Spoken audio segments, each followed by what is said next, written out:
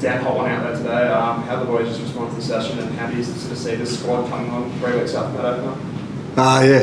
Tough conditions. Big session today for our Tuesday session, so they got stuck in. It was, they were certainly struggling there at times, but managed to push through it, and we got plenty out of it, that's for sure.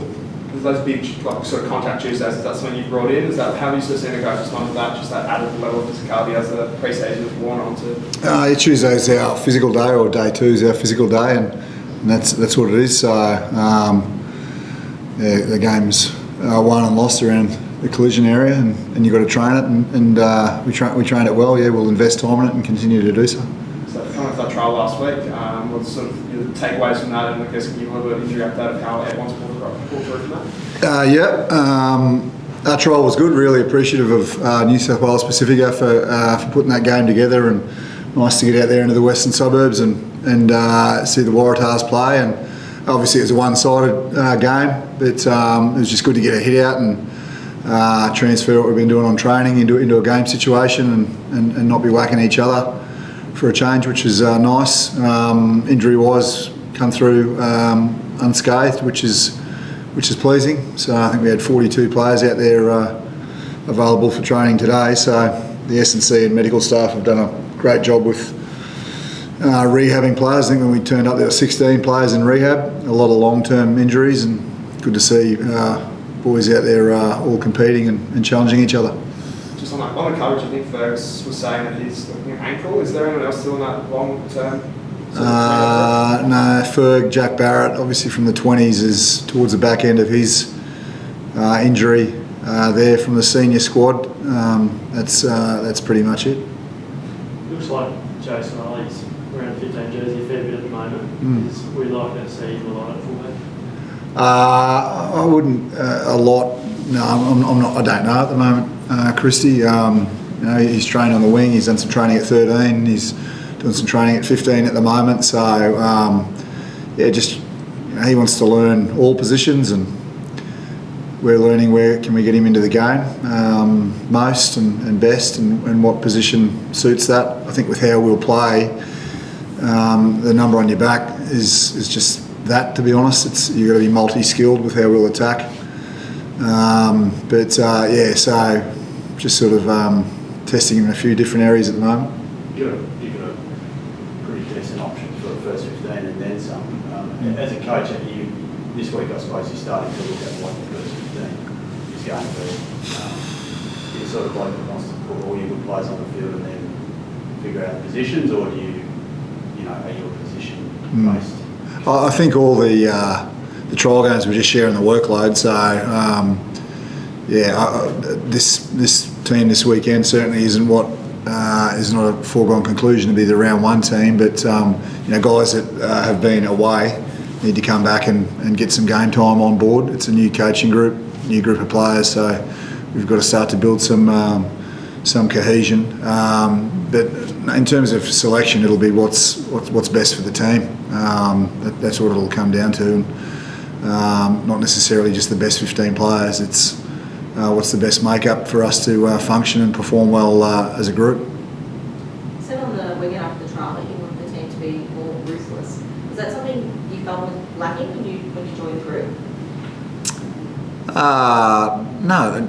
Yeah, I don't know. It's just I'm just judging off what I know now. Is that any team I coach, when I talk about being ruthless, it's when we're coming out of our end to make sure we're really clinical, and our exit game needs to be spot on so that we can release pressure, and when we kick the ball, we kick to apply pressure. We don't just kick to release pressure and then put ourselves in the right area of the field to then light up and use the talent that we've got. So just that ruthless mindset of everyone being really disciplined to do their individual job within whatever component of the game it is. That's what I'm chasing. That's what I expect. Are you happy with the buy-in so far? Yeah, no, they've been good, really good. Players are dead keen. It's tough, and thankfully pre-season's coming to an end, and they're excited about playing games of rugby now. So, but no, the buy-in and the attitude and the coachability is first class. Locking down Miles yesterday, the weeks. What's how big a ceiling is his been compared to like when he's got in the past? Like, is that even a fair comparison? Yeah, I wouldn't be comparing him to anyone. Miles is Miles, you know. Like, I think we get in a habit of comparing players really quickly to other great players of the past. Like, Miles has got the ceiling's high. He's nowhere near it. I'm going to challenge him and coach him hard and demand that he works hard and demand that he understands what a professional rugby player looks like and what a good game from a tight head lock looks like, and it's on him to go out there and execute that. But he's a big body, good young man, good athlete. He likes to play the game physically, so you've got to be able to do that for 80 minutes, and so there's good signs there, and I see him as a really important part of my job to help develop him and turn him into a good Super Rugby player first, and then what happens off the back of that, we'll see. You managed to build a top five in the Brumbies. That was like a real focus point. The Tars have seemingly since that championship in 2014 haven't had one. Is that the main area that you see as the biggest area of growth for the Waratahs? It's an important area of any team. Scrum, line out and maul. If your scrum's under pressure, if your line out's shabby, if your maul isn't where it needs to be, like, you can create so much innovation and creativity off the back of your maul, and tight five are a critical component to that. So I'm pleased with where we're at in terms of the development of guys that you people wouldn't know a whole lot about, guys like Sifra Monet and Brad Ematuane and Tom Lambert and these guys. So they've worked really hard over the last few months with myself and Palms, and the proof will be in the pudding over the next few weeks once we start to get into games. Did you look into what happened last year with the injury toll at the front there, and are you content with the depth that you built? Yeah, we did a lot of research. The quality of the field and making sure that that's where it needs to be. Those sorts of things. I mean, just the program is very, very different now. I'm not sure how they did things last year in terms of what you structure when within your training day and how you train, and because if you get it wrong, you'll expose them to injury. Now I've got no idea what they did last year, but we've certainly worked really, really hard, myself and Tom Carter and the coaching group, both S&C and rugby coaches and the medical group, to ensure that we don't do that, that we don't expose the players. We've got to take them all the way to the edge, but not push them over the edge, So far we've been pretty fortunate on the injury front, and as I said, good to see guys like both Mahe, these players that have been in rehab for a long time, starting to get back on the field. So the field was an issue with that? The field wasn't great when I turned up, that's for sure. And if you're training on a crap field, then that's going to load up your tendons and your joints and your muscles and that sort of thing. So if it's rock hard, you know what I mean? So this is high performance. The boys training out there four times a week needs to be of quality. So that's it's improved significantly.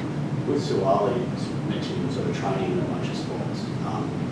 You sort of have some thoughts in your mind about where that might be best suited. Is it likely you might change positions during the year, or are you going to pick one and use him there? Yeah, I wouldn't like to be changing him every week. You know what I mean? Again, it comes down to injuries, and Joseph's utility value is certainly a strong point. He can cover many positions, but I think I like to pick a player and give him time there to build confidence and get a real understanding on what's required in that role. So I'd imagine whatever position he starts in round one, he'll play that position for a number of weeks. And in the new world order of national alignment and all that stuff, does Joe Schmidt talk to you about where he wants Joseph Suwali? I talk to Joe around where I'll train him and where I'll expose him, and Joe's not going to tell me where he wants, tell me he has to play here or there or wherever.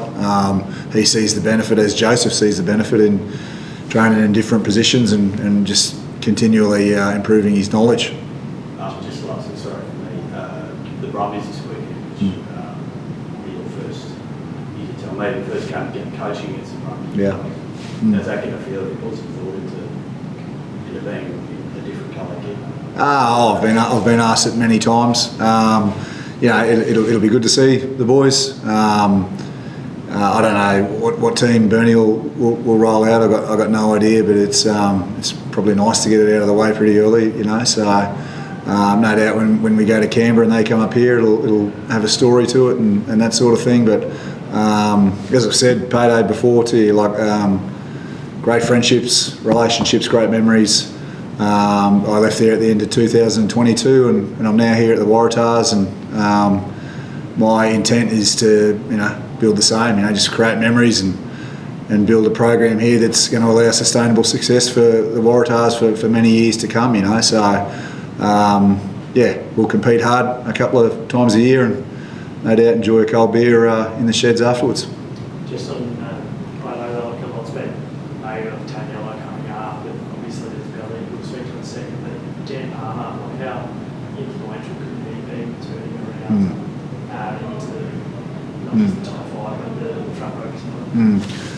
It's just world-class coaching on a daily basis, isn't it? And that's what Palms is like his work around scrum, and everyone thinks it's just the 8v8, but the work we do in the gym around core, trunk, neck strength, it's just so specific to the individual and what they need, and we don't miss an opportunity around that, and some players need to get stronger in certain areas and be functionally strong, and then that allows them to scrummage well individually and then collectively buy into the system. But I just think the players, I'm sure they would appreciate just having access to that world-class coaching that Palms will deliver on a daily basis. And if you've got that, surely you're going to get better if you want to. So I think it's a really good thing for the Waratahs and obviously for Australian rugby, for players that have played at international level to be getting exposed to that on a daily basis now.